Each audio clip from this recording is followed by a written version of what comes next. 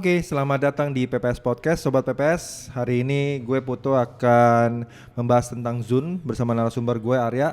Halo, Bro ya, thank you. Mungkin kita langsung ke topik aja kali ya. boleh. Ya udah, Udah bro. siang. Gue mau nanya, kalau misalkan Zune ini sebenarnya mesin apa sih? Secara general kita bilang Zune ini mesin cutting.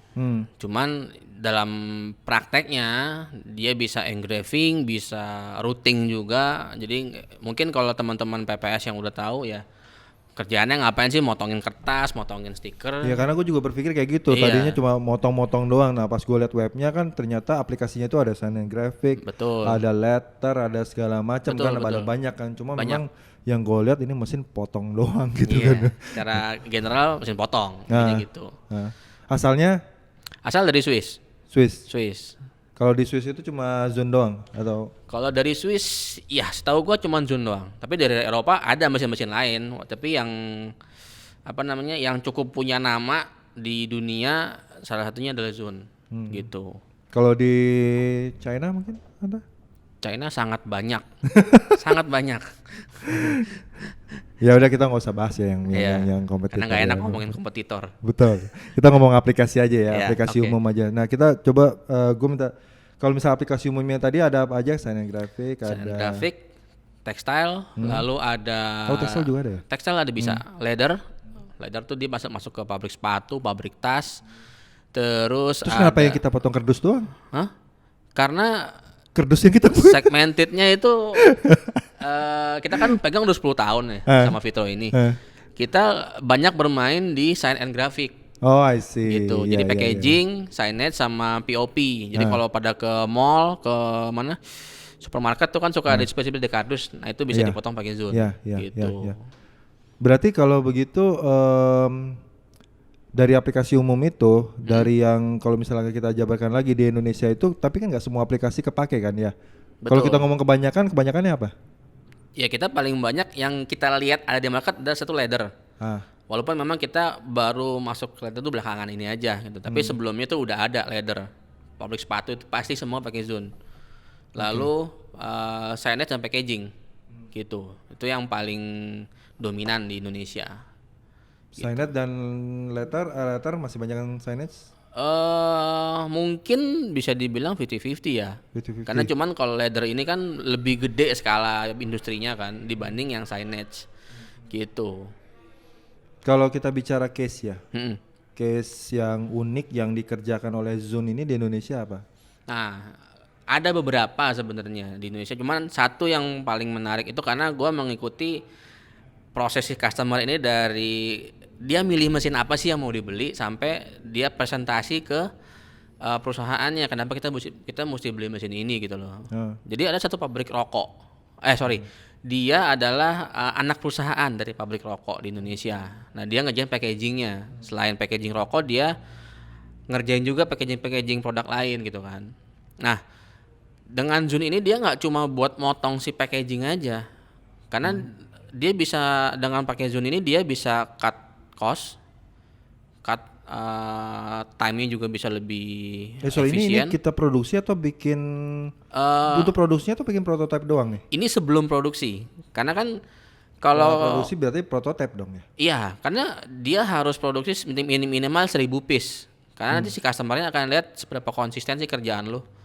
Nah, kalau dia potong pakai mesin die cut yang bener-bener real die cut, itu satu pasti buang biaya karena lu mesti bikin acuan potong, pisau die cutnya itu udah mahal. Lalu kalau ada revisi lu mesti kirim ke Jerman. Karena itu bukan yang kaleng-kaleng dia pakainya kan. Iya. Nah, kalau dia pakai Zune, dia tinggal revisi di Indonesia langsung. Itu bisa hemat waktu sampai 2 minggu lebih. Artinya selama ini sebelum pakai Zoom mereka tuh pakai yang die-cut, yang mesin die-cut dari Jerman itu ya? Ya, tapi itu kan metode konvensional. Nah, jadi untuk mempersingkat sampel makingnya nih, nah dia pakai Zune gitu. Oh, sih. Berarti apa namanya ya, kita nggak usah sebut lah customernya ada lah ya. Ya, Sebuah PT yang besar ya, sebut aja nyebut gue kan. sebut saja Mawar. Terus kalau misalnya kita ngomong case di Indonesia, terus kalau misalkan case yang di case unik yang di mungkin di prinsipal atau yang di luar? Kalau di luar ini sering sebenarnya kita kalau lihat case tadi di luar Indonesia kita bisa lihat langsung di YouTube-nya Zun ya. Cuman beberapa yang gua tertarik sih gitu kan. Karena gue juga senang sama bidang ini. Dia masuk di industri otomotif. Gitu. Jadi ada Red Bull F1. Nah, dia itu sebelum body mobil F1-nya itu di foaming, dia bodinya kan carbon fiber. Ya. Nah, itu potong carbon fibernya pakai Zun. Oh, oke. Lalu kayak perusahaan mobil-mobil mewah kayak Bugatti, Rolls Royce, itu dia potong kulitnya untuk interior, itu juga pakai Zun. I see. Jadi cukup banyak sih di luar sana yang industrinya pakai mesin ini gitu loh. Kalau misalkan itu sebenarnya apa sih yang bisa dipotong, media apa sih yang maksudnya yang bisa dipotong oleh Zun ini? Jadi untuk media mungkin ya teman-teman kan selama ini cuma taunya potongnya corrugated, kertas, sebenarnya nggak cuma itu gitu kan. Jadi satu dari bahan-bahan rigid nih, meja begini kita bisa potong. Kayak gini. Ya, ini kan kayu. Hah. Nah, itu kan kita bisa routing, dipakai router. Terus akrilik, aluminium komposit.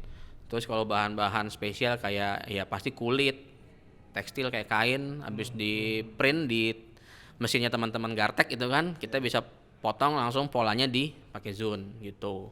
Jadi cukup luas lah aplikasinya sebenarnya. Terus kalau misalnya kita ngomong yang bahan yang rigid atau bahan yang terkeras? Bahan paling keras sih mungkin kayu ya. Jadi ada customer gue satu di daerah Kemang, dia potong multiplex 18 mili biasanya. Memang agak lambat karena mesinnya yang seri lama, cuman ya kalau yang seri lamanya bisa, kenapa yang baru nggak bisa gitu? Ya, ya. Pasti lebih cepat gitu. Kalau kita bicara nih ya fitur ya, Ya. kelebihan dari Zun yang bisa dibanggakan tuh apa sih? Zun itu customize. Jadi ketika satu customer mau beli mesin, kita biasanya pasti akan tanya, Bapak jobnya apa? Ya, pasti itu. Bahan yang dipotong apa? Ukuran bahannya berapa? Jadi karena Zun itu customize, jadi setiap customer yang punya Zun itu speknya beda-beda. Mungkin size-nya sama tapi mungkin toolingnya beda gitu kan. Okay. Nah, kita menyesuaikan sama kebutuhan customer. Lalu kelebihannya ketika dia next time bisnisnya berkembang, nah dia mau pakai mesin ini buat potong media lain, dia nggak perlu ganti mesin. Dia cukup upgrade toolsnya aja. Toolsnya dalam arti pisaunya atau? Pisaunya dan holdernya. Pisau dan holdernya. Iya, karena dia kan modular sistemnya. Tapi kan. pure pisau kan pisaunya. Iya. Gitu. Jadi nggak perlu ganti mesin. Hanya tinggal upgrade aja. Gitu. Menarik sih ya. Apalagi pisau kan yang terkenal kan pisau Swiss ya. Ya, kan Swiss. Sama Jepang Swiss Ginzu. Precision. Bro, kalau misalkan kita bicara durability nih bro, dan sebenarnya kan juga banyak customer itu kayak bilang how about the durability kan, terus habis itu mereka juga kadang suka berpersepsi bahwa harga Zun itu ya memang sih kenyataannya memang lebih mahal ya, tapi maksudnya gini loh, apa sih yang bisa didapatkan, artinya memang harga lebih mahal memang the Swiss kan gitu, tapi maksud saya gini loh, apa sih yang menjadi suatu alasan yang powerful gitu mengapa harganya mahal, terus kemarin lo juga bilang kan masalah mobil apa segala macam, membandingkan mobil Mercy dengan Avanza gitu kan, apakah si Zun ini adalah Mercy-nya gitu? Ya boleh dibilang seperti itu ya. Jadi ada customer yang bilang Zun itu nggak mahal kok, karena buat dia beli Zun itu investasi gitu loh. Karena investasi jangka panjang. Jadi ya sekarang kita lihat Mercy sama Avanza seperti yang gue bilang. Dua-duanya mobil kan? Betul. Bisa bawa penumpang kan? Tapi ketika udah umurnya 30 tahun, harga Avanza berapa, harga Mercy berapa? Siapa yang lebih tinggi gitu kan? Lebih.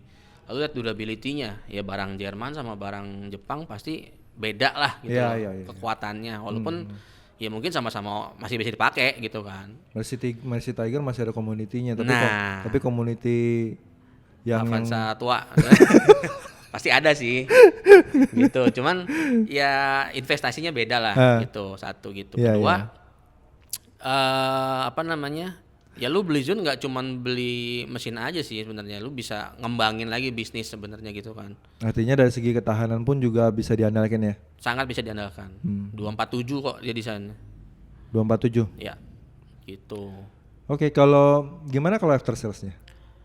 Untuk after sales kita teknisi di setiap kota yang sudah diinstal Zune ada ya, ada ready lah standby gitu kan. Kayak di Surabaya ada, di Bandung udah ada 2 orang teknisinya, di Jakarta sendiri kita ada 5 orang gitu. Jadi ya sebenarnya sejauh ini sih untuk after sales sih nggak terlalu masalah ya, karena mesinnya sendiri Itu jarang trouble iya, gitu. karena durability bagusnya itu tadi kan. Betul, jarang trouble. Yang lebih sering trouble tuh operatornya.